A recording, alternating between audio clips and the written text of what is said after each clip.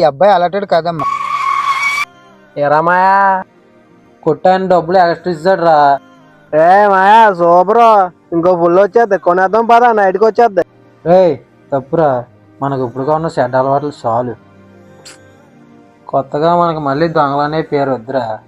నడు వెళ్ళి ఇచ్చేద్దాం. గురుగారు. ఎవరండి? ఏంటండి డబ్బులు ఇచ్చేటప్పుడు చూసుకోరా, ఇలా అయితే వ్యాపారం ఎలా చేస్తారండి? ఇదిగోండి నాకు డబ్బులు ఎక్కువ ఇచ్చేశారు. కుర్రయ్యదోళ్ళు బాగా పాడైపోతున్నారు. అయినా వీళ్ళంటే లాభమేముందిలే, తల్లిదండ్రిని అనాల. ఆ రోజు అనవసరంగా తిట్టుకున్నాను నేను. తాగితే తాగాడు కానీ కుర్రోడు చాలా మంచోడు. ఈ అబ్బాయి అలాంటోడు అయితే డబ్బులు తెచ్చి తిరిగి ఇవ్వడు కదమ్మా. ఆ రోజు చెప్పుదాం అనుకున్నానమ్మా, కంగారుగా వెళ్ళిపోయావు.